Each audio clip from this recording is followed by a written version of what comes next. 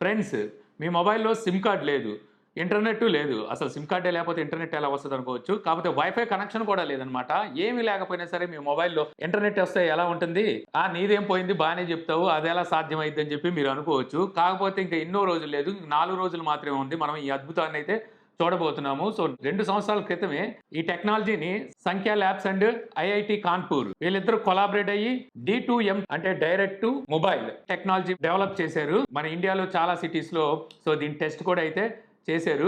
గతంలో మనం దూరదర్శన్ టీవీస్ అయి చూసేవాళ్ళం. ఆ టైంలో ఇప్పుడులాగా ఓటీటీలు లేవు. అలాగే డీటీహెచ్‌లు, కేబుల్ టీవీ కనెక్షన్స్ కూడా లేవు. అయినప్పటికీ మన ఇంట్లో ఫ్రీగా టీవీ అయితే వచ్చేది. దానికి కారణం ఏంటంటే మన ఇంటి బయట అప్పట్లో డిష్‌లు కాదు గానీ యాంటీనాలు పెట్టుకునేవాళ్ళు. సో ఆ యాంటీనా త్రూ మన దూరదర్శన్ ఛానెల్స్ అయితే మనం చూసేవాళ్ళం. సో ఇప్పుడు ఎలాగైతే మనం ఎఫ్ఎం వింటున్నామో సో ఇదే మాదిరిగా terrestrial broadcasting 470-582 megahertz ultra high frequency సిగ్నల్స్‌ని యూజ్ చేసుకొని మనం ఇంటర్నెట్‌ని కూడా వాడుకోవచ్చు.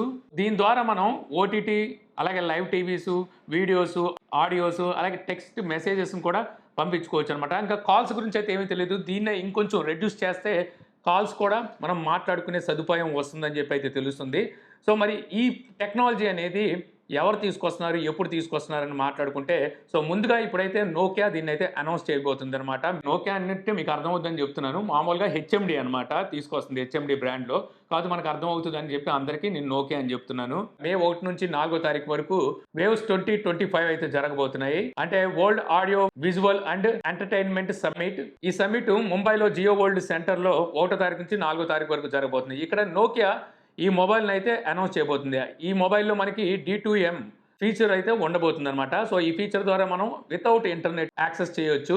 సో ఇది కాకుండా మనకి లావా కూడా దీని మీద అయితే వర్క్ చేస్తుంది. లావా కూడా త్వరలో ఒక మొబైల్ అయితే తీసుకురాబోతుంది. ఆ మొబైల్‌లో కూడా మనం ఈ సర్వీస్ అయితే చూడొచ్చనమాట.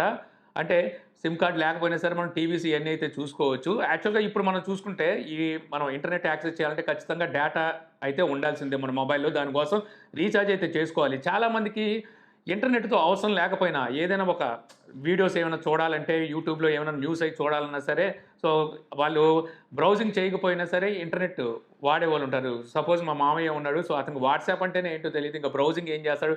కాకపోతే ఆయన ఇంటర్నెట్ ప్యాకేజ్ యేసుకుంటుంటాడు. దేనికోసం అంటే యూట్యూబ్‌లో న్యూస్ అవి వాచ్ చేయడం కోసం. సో అలాంటి వాళ్ళకి ఇది వరం అని చెప్పొచ్చనమాట. ఎందుకంటే లైవ్ టీవీస్ ఎలాగో వస్తాయి అలాగే ఓటీటీ యాక్సెస్ ఉంటుంది. ఇది కాకుండా మనకి స్పోర్ట్స్, ఆడియో అలాగే టెక్స్ట్ మెసేజ్ ఈ సదుపాయాలన్నీ ఇందులో అయితే ఉంటాయని తెలుస్తుంది. మరి ఈ మొబైల్ కాస్ట్ ఎక్కువ ఉంటుందా అంటే యాక్చువల్‌గా వీళ్ళు ఇప్పుడు నోకియా చెప్పేదేంటంటే మేము అఫోర్డబుల్‌లోనే అంటే సామాన్యులకి దగ్గరగా ఉండే ప్రైస్‌లోనే ఈ మొబైల్‌ని అయితే తీసుకొస్తున్నాం అని చెప్తున్నారు. యాక్చువల్‌గా ఇప్పుడున్న రెగ్యులర్ మొబైల్స్‌లో ఇదైతే వర్క్ చేయదు. దీనికోసం సెపరేట్ చిప్‌సెట్ అయితే ఉంటుంది. ఇప్పుడున్న మొబైల్ ఫోన్స్‌లో మనం ఈ చిప్‌సెట్ యూజ్ చేయాలి అంటే ఇప్పుడు మనం రెగ్యులర్‌గా వాడే మొబైల్ ఫోన్స్‌లో ఈ చిప్‌సెట్ వాడాలి అంటే మనకు ఖచ్చితంగా మొబైల్ ప్రైస్ అయితే ఎక్కువగానే పడుతుంది. కాపోతే నోకియా చెప్పే దాని ప్రకారం చూస్తే వీళ్ళు పూర్ స్పెసిఫికేషన్స్‌తో మొబైల్ తీసుకొచ్చి అందులో ఈ చిప్‌ని అయితే వాడబోతున్నారని తెలుస్తుంది. అండర్ 10,000లో ఈ మొబైల్ తీసుకొస్తున్నారేమో అని చెప్పి అనిపిస్తుందనమాట. వీళ్ళు చెప్పేదాన్ని బట్టి సామాన్యులు కూడా ఈ మొబైల్ కొనుక్కోవచ్చు అంటున్నారు. సో వీళ్ళు టార్గెట్ కూడా ఎవరైతే తక్కువ ప్రైస్‌లో మొబైల్ ఫోన్స్ కొనుక్కుంటారు అంటే ఫ్యూచర్ మొబైల్స్ కొనుక్కుంటుంటారు. సో వాళ్ళకేంటంటే ఇంటర్నెట్ యాక్సెస్ అంతగా అయితే ఉండదు. సో అలాంటి వాళ్ళని టార్గెట్ చేసి మార్కెట్ కూడా వాళ్ళకే ఎక్కువగా ఉంది కాబట్టి సో ఈ మొబైల్‌ని అయితే తీసుకొస్తున్నట్టుగా తెలుస్తుంది. మనకి రిమోట్ ఏరియాల్లో అలాగే నెట్వర్క్ లేని ఏరియాల్లో కూడా టీవీస్‌ని ఈ ఓటీటీస్‌ని కూడా వాచ్ చేసే సదుపాయం అయితే ఉంటుంది. మీకు ఇప్పుడు ఒక డౌట్ రావచ్చు. మరి ఓటీటీస్ ఎలా వాచ్ చేస్తారని. సో దీనికోసం వీళ్ళు ప్రత్యేకించి నాకు తెలిసి ఓటీటీస్‌ని తీసుకురావచ్చు. అందులో యాడ్స్ కూడా ప్లే అవ్వచ్చు. ఆ యాడ్స్ ద్వారా వచ్చే రెవెన్యూ ద్వారా ఈ ఓటీటీకి వీళ్ళు పే చేయొచ్చనమాట. సో ఈ విధంగా అయితే దీన్ని కవర్ అయితే మొత్తానికి చేస్తారు.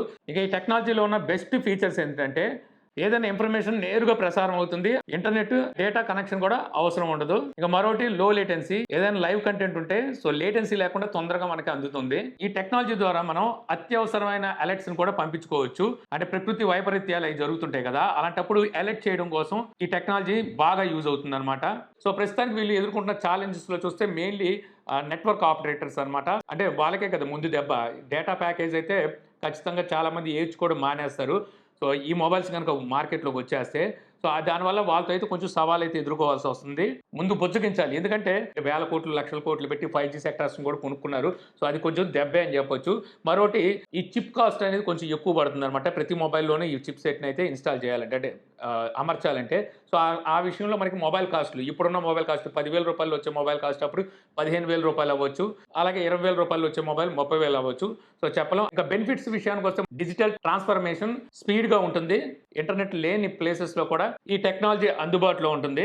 సో ఇంకా నెట్వర్క్ ట్రాఫికింగ్ కూడా తగ్గిపోద్ది. అంటే ఇప్పుడు మనం 5G నెట్వర్క్ వాడుతున్నాం కదా! సో దీని మీద ఒత్తిడి దాదాపుగా 25-30% తగ్గుతుందనమాట. సో ఒత్తిడి తగ్గుతుందంటే సో ఎవరికైతే 5G నిజంగా అవసరం అయితే ఉంటుందో వాళ్ళకి ఇంకా వేగంగా అయితే అందించడానికి ఉంటుంది. సో చూడాలి మరి ఈ మొబైల్ ఫోన్ మార్కెట్‌లోకి వచ్చిన తర్వాత ఎంత ప్రైస్ పెడతారనేది. అలాగే ఒకవేళ ఇలాంటి మొబైల్ వస్తే మీరు తీసుకోవడానికి ఆసక్తిగా ఉన్నారా లేదో చెప్పండి. ఇంకోటి మనకి లావా కూడా తీసుకొస్తుంది. సో లావా మొబైల్ తీసుకోవడానికి ఎక్కువగా ఇంట్రెస్ట్ చూపిస్తారా? లేకపోతే ఈ హెచ్ఎండీ తీసుకొస్తున్న ఈ మొబైల్‌ని తీసుకోవడానికి ఇంట్రెస్ట్ చూపిస్తారా అనేది నాకు కామెంట్ సెక్షన్‌లో అయితే చెప్పండి. నేనైతే మాత్రం అన్ని మొబైల్స్‌లోనూ ఈ చిప్‌సెట్ అమర్చేసి ఈ టెక్నాలజీని గనక తీసుకొచ్చేస్తే డేటా యూసేజ్ ఇంకా అంటే ఇంకా చాలా బాగా తగ్గిపోద్ది. సో దాని గురించి అయితే నేను ఎదురు చూస్తున్నాను. సో ఈ వీడియో మీకు నచ్చిందనుకుంటున్నాను. వీడియో గనుక మీకు నచ్చితే లైక్ చేయగలరు. యూట్యూబ్‌లో మన ఛానెల్‌ని ఇంకా సబ్స్క్రైబ్ చేసుకోకపోతే ఇలాంటి మరిన్ని వీడియోస్ కోసం మన ఛానెల్‌ని సబ్స్క్రైబ్ చేసుకోవడం మర్చిపోమాకండి. So thank you for watching. జై హింద్.